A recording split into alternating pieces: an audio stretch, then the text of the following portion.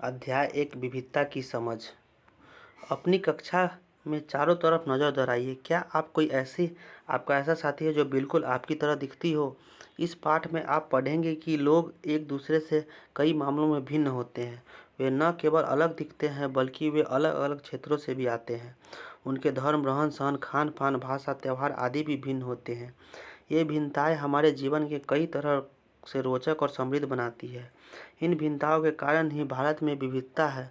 विविधता या अनेकता हमारे जीवन को किस तरह बेहतर बनाती है? भारत इन विविधताओं वाले देश कैसे बना? क्या सभी तरह की भिन्नताएं विविधता का ही भाग होती हैं? चलिए इसके कुछ उत्तर पाने के लिए हम आज इस पाठ को पढ़ते हैं। आपकी उम्र के 3 बच्चों ने ऊपर दिए गए चित्र बनाए। खाली बक्से में आप अपना चित्र बनाइए। क्या आपका चित्र अन्य चित्रों जैसा ही है? हो सकता है कि आपका चित्र इन तीनों से बहुत भिन्न हो, जैसे कि ये तीनों चित्र भी आपस में एक दूसरे से नहीं मिलते हैं। तीनों चित्रों की बात हो रही है। ऐसा इसलिए कि हम सबका चित्रकारी करने का अपना अपना तरीका होता है। जिस तरह हमारी चित्रकारी में भिन्नता है, उसी तरह हमारे रंग रूप, खान पान आदि में भी भिन्नता है।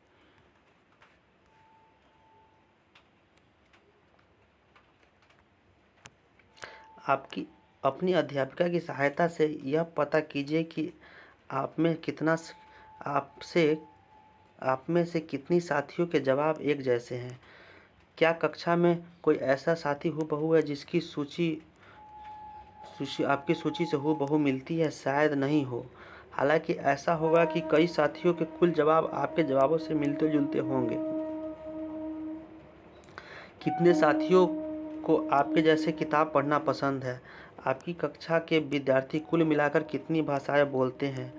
इनसे अब तक आपको यह अंदाज़ा हो गया होगा कि कई मामलों में आप अपनी साथियों की तरह हैं और कई मामलों में आप उनसे बिल्कुल अलग। दोस्ती करना। क्या ऐसे इंसान से दोस्ती करना आपके लिए आसान है जो आपसे बहुत भिन्न है? नीचे दी गई कहानी पढ़ें और इस बारे में सोचें। मैंने इसे एक मजाक की तरह लिया। मजाक जो फटे पुराने कपड़े पहने उस छोटे से लड़के के लिए था जो जनपद के भीड़ भाड़ वाले चौराहे की लाल बत्ती पर अखबार बेचता था। मैं जब भी वहां से साइकिल से गुजरता, वह अंग्रेजी का अखबार हाथ में लहराते हुए मेरे पीछे भागता और उस दिन की सुर्खियों को हिंदी अंग्रेजी के मिलते जुले शब्दों में चिल्लाकर सुनाता रहा। इस बार मैं पटरी के सहारे रुका और उसने हिंदी का अखबार मांगा। उसका मुंह खुला और खुला रह गया। उसने पूछा, मतलब आपको हिंदी आती है? बिल्कुल, मैंने अखबार के पैसे देते हुए कहा। क्यों, तुमने क्या सोचा? वह रुका, पर आप लगते तो बड़े अंग्रेज हैं। वह बोला, मतलब कि आप हिंदी पढ़ भी सकते हैं? ये बोल रहा है इनको। हाँ बिल्कुल, पढ़ सकता हूँ। इस बार मैं थोड़ा अधीर होते हुए बोला, मैं हिंदी बोल सकता हूँ, पढ़ सकता हूँ, लिख सकता हूँ। मैंने स्कूल में दूसरे सब्जेक्ट विषय के साथ हिंदी पढ़ी है। ये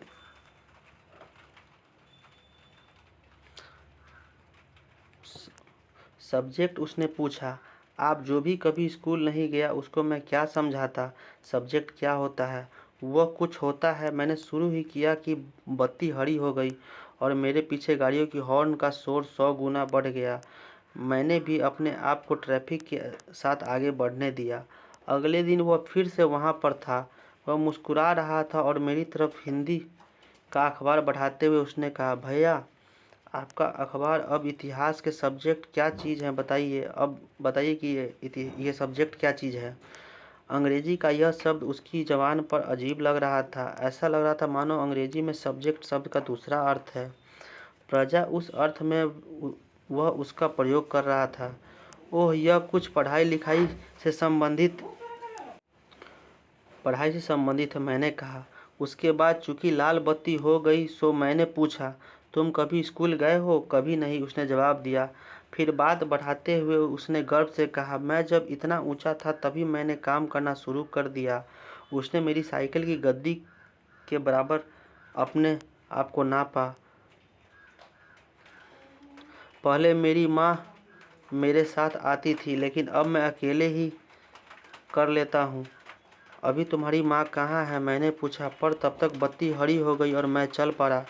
मैंने अपने पीछे कहीं से चिल्लाते हुए सुना, वह मेरठ में है, और उनके साथ बाकी ट्रैफिक के शोरगुल में डूब गए। मेरा नाम समीर है, उसने अगले दिन कहा और बड़े शर्माते हुए मेरा नाम पूछा। आपका नाम? यह तो बड़े आश्चर्य की बात थी। मेरा साइकिल डगमगाई। मेरा नाम भी समीर है, मैंने बताया। क्या उसकी आंखें एकदम से चमक उठी। हाँ, मैंने मुस्कुराते हुए कहा। तुम्हें पता है समीर का अर्थ हवा, पवन, और पवन पुत्र कौन है जानते हो? हनुमान। तो अब से आप समीर एक और मैं समीर दो। उसने खूब खुश होते हुए कहा। हाँ ठीक है, मैंने जवाब दिया और अपना हाथ आगे बढ़ाया। हाथ मिलाओ समीर दो। उसका छोटा सा हाथ मेरे हाथ में एक नन्ही चीज़ा की तरह समा गया। मैं साइकिल चलाकर आगे बढ़ चुका था, पर उसके हाथ की गर्माहट अब तक महसूस कर रहा था। अगले दिन उसके चेहरे पर उसकी चिर परिचित मुस्कान नहीं थी। मेरठ में बड़ी गड़बड़ हो गई थी, उसने कहा। वहाँ दंगों में बहुत लोग मारे गए। मैंने मुख्य अखबार की सुर्खियों की तरफ देखा। बड़े बड़े अक्षरों में लिखा था, सांप्रदायिक दंगे। लेकिन समीर, मैंने शुरू ही किया था कि मैं मुस्लिम समीर, वो बोल पड़ा। और मेरे सभी लोग मेरठ में हैं। उसकी आंखें भर आई। जब मैंने उसके कंधे पर हाथ रखा तो उसने नज़र ऊपर नहीं उठाई। समीर एक और समीर दो में कोई 3 अंतर लिखे। क्या ये अंतर उन्हें दोस्त बनने से रोक पाए? अगले दिन वह चौराहे पर नहीं था। न उसने अगले दिन वह दिखा, और न फिर आगे कभी। अंग्रेजी या हिंदी का कोई अखबार मुझे नहीं बता सकता कि मेरा समीर दो आखिर कहाँ गया।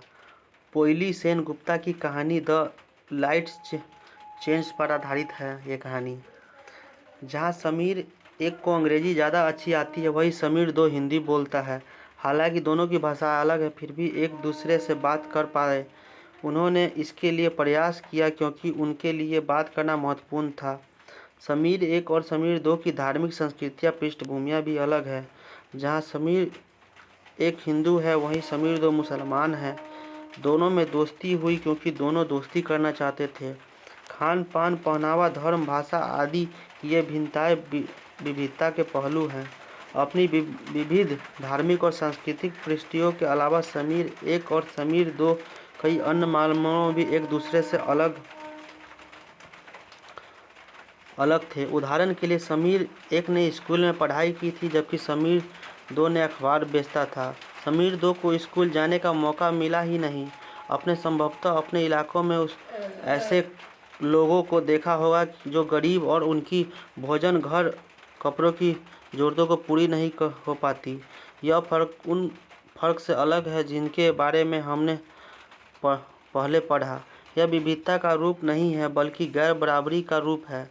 गैर बराबरी का मतलब है कि कुछ लोगों के पास न अवसर है, न ही ज़मीन या पैसे जैसे संसाधन जो दूसरों के पास है। इसलिए गरीबी और अमीरी विविधता का रूप नहीं है, यह लोगों के बीच मौजूदा असमानता यानी गैर बराबरी है। जाति व्यवस्था असमानता का एक और उदाहरण है। इस व्यवस्था में समाज को अलग अलग समूहों में बांट दिया है।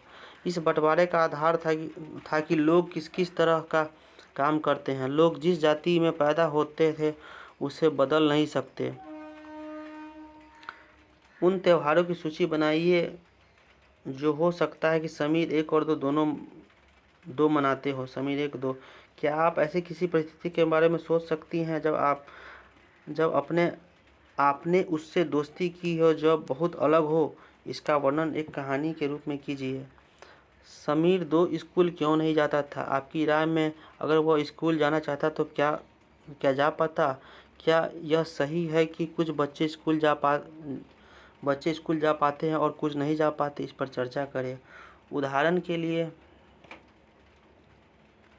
अगर आप कुम्हार के घर में पैदा हो गए तो आपकी जाति कुम्हार हो जाती है। अगर आप बस वही बन सकती है, कुम्हार ही। कोई व्यक्ति जाति से जुड़ा अपना पेशा नहीं बदल सकता था, इसलिए उस ज्ञान के अलावा किसी अन्य ज्ञान को हासिल करना जरूरी नहीं समझा जाता है। इससे गैर बराबरी पैदा हुई। आप इस बारे में अगले पाठ में पढ़ेंगी। विविधता हमारे जीवन को कैसे समृद्ध करती है। जैसे समीर एक और समीर दो दोस्त बन गए थे, ठीक वैसे ही आपकी भी सहेलियां होंगी जो आपसे बहुत अलग होंगी। आपने शायद उनके घर में अलग अलग तरह के खाना खाया होगा, उनके साथ अलग त्यौहार मनाए होंगे, उनके कपड़े पहन कर देखे होंगे, थोड़ी बहुत उनकी भाषा भी सीखी होगी। आपको शायद यह तरह तरह के जानवरों, रानी, साहसी घटनाओं तथा भूतों की कहानियाँ पसंद होगी। संभव है कि आपको खुद कहानी बनाना भी पसंद होगा। एक अच्छी कहानी पढ़ने से हमें खुशी मिलती है। उसको पढ़कर और ज़्यादा कहानियाँ बनाने के लिए नए नए विचार मिलते हैं। जो लोग कहानियाँ लिखते हैं वे विभिन्न स्रोतों, किताबों और वास्तविक जीवन की कल्पना से प्रेरणा लेते हैं। कुछ लोग जंगल में जानवरों के नज़दीक रहते हैं और उन्हें जानवरों की दोस्ती व लड़ाइयों के बारे में कहानियाँ लिखी हैं। कुछ अन्य लोगों ने राजा रानियों के वृत्तांत पढ़कर प्यार और सम्मान के किस्से लिखे। कुछ ने तो अपने बचपन की यादों को गोते लगाए। कुछ और दोस्तों की मधुर यादों से निकलकर कुछ तो साहस की कहानियाँ लिखी। कल्पना कीजिए कि जिसकी कहानियाँ आपने सुनी या पढ़ी, उन सभी कहानियों यह कहानी सुनाने वालों को ऐसी जगह पर रहना पड़े जहां लोग केवल दो ही रंग के कपड़े पहनते हो, लाल या सफ़ेद, एक तरह का खाना खाते हो, शायद आलू, समान रूप से केवल दो पशु पक्षी पाले हो, उदाहरण के लिए हिरन और कौवा, और केवल सांप सीढ़ी खेला हो, अपना मनोरंजन करते हो। ऐसी जगह रहकर कैसी कहानियाँ लिख पाएंगे। भारत विविधताओं का देश है। हम विभिन्न भाषाएं बोलते हैं, विभिन्न प्रकार के खाना खाते हैं, अलग अलग त्यौहार मनाते हैं और भिन्न भिन्न धर्मों का पालन करते हैं। लेकिन गहराई से सोचें तो वास्तव में हम एक ही तरह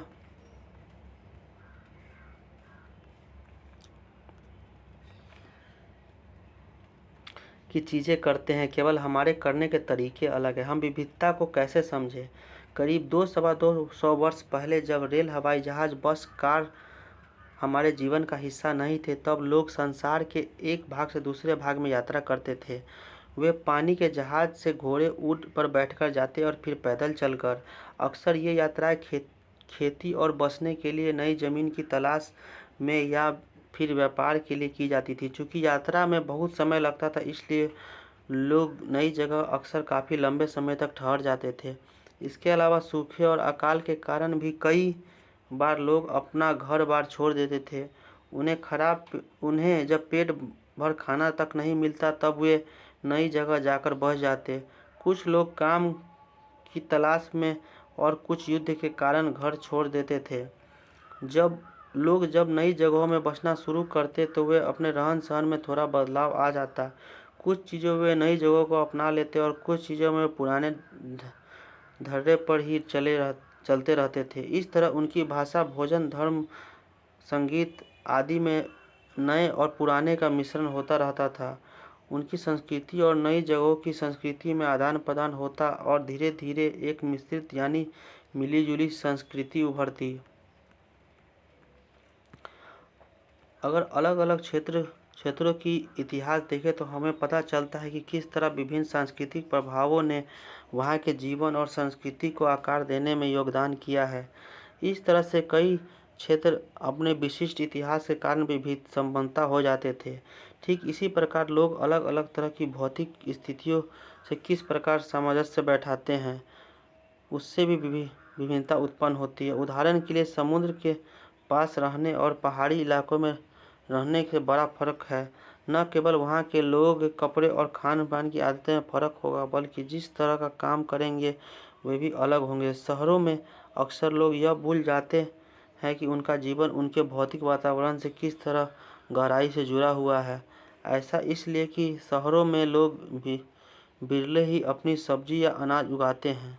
वे इन चीज़ों के लिए बाजार पर निर्भर रहते हैं। आइए भारत के दो भागों, लद्दाख और केरल के उदाहरण के जरिए यह समझने की कोशिश करें कि किसी क्षेत्र की विविधता पर उसके ऐतिहासिक और भौगोलिक कारकों का क्या असर पड़ता है। एटलस में भारत का नक्शा देखिए और उसमें ढूंढिए कि ये दोनों क्षेत्र लद्दाख और केरल कहाँ पर है। इन दोनों क्षेत्रों की भौगोलिक स्थितियाँ वहाँ के भोजन, कपड़े और व्यवसाय पेशे को कैसे प्रभावित करती है। सूची बनाइए। लद्दाख व्यापार के लिए एक अच्छा रास्ता यहाँ से स्टार्ट। लद्दाख पूछे पहाड़ वाले रेगिस्तान का इलाका। लद्दाख जम्मू कश्मीर के पूर्व में पहाड़ी में बसा रेगिस्तानी इलाका है। यहाँ पर बहुत ही कम खेती संभव है क्योंकि इस क्षेत्र में बारिश बिल्कुल नहीं होती। यह इलाका हर वर्ष काफ़ी लंबे समय तक बर्फ से ढका रहता है। इस क्षेत्र में बहुत ही कम पेड़ उग पाते हैं। पीने के पानी के लिए लोग गर्मी के महीनों में पिघले वाली बर्फ पर निर्भर रहते हैं। यहाँ के लोग एक खास किस्म की बकरी पालते हैं जिसे पश्मीना ऊन मिलता है। यह ऊन कीमती है, इसलिए पश्मीना साल बड़ी महंगी होती है। लद्दाख के लोग बड़ी सावधानी से इस ऊन को इकट्ठा करके कश्मीर के व्यापारियों को बेच देते हैं। मुख्यतः कश्मीर में ही पश्मीना शालें बुनी जाती है। यहाँ के लोग दूध से बने पदार्थ जैसे मक्खन, चीज़, खास तरह के छेना एवं मांस खाते हैं। हर एक परिवार के पास कुछ गाय, बकरी और याक होती हैं। रेगिस्तान होने का यह मतलब नहीं कि व्यापारी यहाँ आने के लिए आकर्षित नहीं हुए। पश्मीना शाल बुनती हुई औरतें। लद्दाख तो व्यापार के लिए एक अच्छा रास्ता माना गया क्योंकि यहाँ कई घाटियाँ हैं जिनसे गुजरकर मध्य एशिया के काफिले इस इलाके में पहुँचते थे, जिसे आज तिब्बत कहते हैं। ये काफिले अपने साथ मसाले, कच्चा रेशम, दरिया आदि क्षेत्र लेकर चलते थे। लद्दाख के रास्ते ही बौद्ध धर्म तिब्बत पहुंचा। लद्दाख को छोटे तिब्बत भी कहते हैं। करीब 400 साल पहले यहाँ पर लोगों का इस्लाम धर्म से परिचय हुआ और अब यहाँ अच्छी खासी संख्या में मुसलमान रहते हैं। लद्दाख में गानों और कविताओं का बहुत ही समृद्ध मौखिक संग्रह है। तिब्बत का ग्रंथ केसर सागर लद्दाख में काफ़ी प्रचलित है। उसके स्थानीय रूप में मुसलमान और बौद्ध दोनों ही लोग गाते हैं और उस पर नाटक खेलते हैं। केरल भारत के दक्षिण पश्चिमी कोने में बसा हुआ राज्य है। यह एक तरफ समुद्र से घिरा हुआ है, दूसरी तरफ पहाड़ियों से। इन पहाड़ियों पर विविध प्रकार के मसाले जैसे काली मिर्च, लौंग, इलायची आदि उगाए जाते हैं। इन मसालों के कारण यह क्षेत्र व्यापारियों के लिए बहुत ही आकर्षक बना है। सबसे पहले अरबी एवं यहूदी व्यापारी केरल आए। ऐसा माना जाता है कि ईसा मसीह के धर्म दूत संत थॉमस लगभग 2000 साल पहले यहाँ आए। भारत में ईसाई धर्म का श्रेय उन्हीं को जाता है। अरब से कई व्यापारी यहाँ आकर बस गए। इब्न बतूता, जो करीब 700 साल पहले यहाँ आए, अपनी यात्रा वृत्तांत में मुसलमानों के जीवन का विवरण देते हुए लिखा है कि मुसलमान समुदाय की यहाँ बड़ी इज्जत थी। मछली पकड़ने का चीनी जाल। वास्को डी गामा पानी के जहाज से यहाँ पहुँचे तो पुर्तगालियों ने यूरोप से भारत तक समुद्री रास्ता जाना। इन सभी ऐतिहासिक प्रभावों के कारण केरल के लोग विभिन्न धर्मों का पालन करते हैं, जिनमें यहूदी, इस्लाम, ईसाई, हिंदू और बौद्ध शामिल है। चीन के व्यापारी भी केरल आए। यहाँ पर मछली पकड़ने के लिए जाल इस्तेमाल किए जाते हैं। वे चीनी जालों से हूबहू मिलते हैं। उन्हें चीना वाला कहते हैं। चीना वाला। तलने के लिए लोग जो बर्तन इस्तेमाल करते हैं उसे चीना पट्टी कहते हैं। इसमें चीन शब्द इस बात का की ओर इशारा करता है कि उसकी उत्पत्ति कहाँ से हुई होगी। केरल की उपजाऊ जमीन और जलवायु चावल की खेती के लिए बहुत उपयुक्त है और वहाँ के अधिकतर लोग मछली, सब्जी और चावल खाते हैं।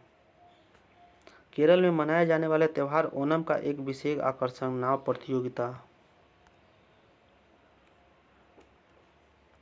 जहाँ केरल और लद्दाख की भौतिक स्थितियाँ एक दूसरे से बिल्कुल अलग है, वहीं हम यह भी देखते हैं कि दोनों क्षेत्रों के इतिहास में एक ही प्रकार के सांस्कृतिक प्रभाव है। दोनों ही क्षेत्रों को चीन और अरब से आने वाले व्यापारियों ने प्रभावित किया है। जहाँ केरल की भौगोलिक स्थिति में मसाले की खेती संभव बनाई है, वहीं लद्दाख की विशेष भौगोलिक स्थिति और उन व्यापारियों को अपनी ओर खींचा है। इस तरह पता चलता है कि किसी भी क्षेत्र के सांस्कृतिक जीवन का उसके इतिहास और भूगोल से प्रायः गहरा रिश्ता होता है। विविध संस्कृतियों का प्रभाव केवल बीते हुए कल की बात नहीं है, हमारे वर्तमान जीवन का आधार ही काम के लिए एक जगह से दूसरे जगह जाना है। हर एक कदम के साथ हमारे सांस्कृतिक रीति रिवाज और जीने का तरीका धीरे धीरे उस क्षेत्र का ही हिस्सा बन जाता है जहाँ हम पहुँचते हैं। ठीक इसी समुदाय के अपने पड़ोस से हम अलग अलग समुदायों के लोगों के साथ रहते हैं। अपने रोज़मर्रा के जीवन से हम मिलजुल कर काम करते हैं और एक दूसरे के रीति रिवाज और परंपराओं से घुल मिल जाते हैं। विविधता में एकता। भारत की विविधता या अनेकता को उसकी ताकत का स्रोत माना जा गया है। जब अंग्रेजों का भारत पर राज था तो विभिन्न धर्म और भाषा और क्षेत्र की महिलाओं और पुरुषों ने अंग्रेजों के खिलाफ मिलकर लड़ाइयाँ लड़ी। भारत के स्वतंत्रता संग्राम में अलग अलग परिवेशों के लोग शामिल थे। उन्होंने एकजुट होकर आंदोलन किया, इकट्ठे जेल गए और अंग्रेजों का अलग अलग तरीकों से विरोध किया। अंग्रेजों ने सोचा था कि वह भारत के लोगों में फूट डाल सकते हैं क्योंकि उनमें काफ़ी विविधताएं हैं और इस तरह उनका राज चलता रहेगा। मगर लोगों ने दिखला दिया कि वे एक दूसरे से चाहे कितने भी भिन्न हो, अंग्रेजों के खिलाफ लड़ी जाने वाली लड़ाई में वह सब एक थे। दिन खून के हमारे प्यारे प्यारे न भूल जाना, खुशियों में अपनी हम पर आंसू बहा के जाना। सैयद ने हमारे चुन चुन के फूल तोड़े, वीरान इस चमन में कोई गुल खिला के जाना। दिन खून के हमारे, गोली खा के सोए जालिया बाग में हम, सुनी पड़ी कब्र पर दिया जला के जाना। दिन खून के हमारे। हिंदू और मुसलमानों की होती है आज होली, बहते हैं एक रंग में दामन भिगो के जाना। दिन खून के हमारे। कुछ जेल में पड़े हैं, कुछ कब्रों में गड़े हैं, दो बूंद आंसू उन पर प्यारे बहा के जाना। दिन खून के हमारे। स्वतंत्रता दिवस के अवसर पर भाषण देते हुए पंडित नेहरू। यह गीत अमृतसर में हुए जलियांवाला बाग हत्याकांड के बारे में गाया गया था। इस हत्याकांड में एक ब्रिटिश जनरल ने उन शांतिप्रिय निहत्थे लोगों को खुलेआम गोलियां चलवा दी थी जो बाग में इकट्ठा होकर सभा कर रहे थे।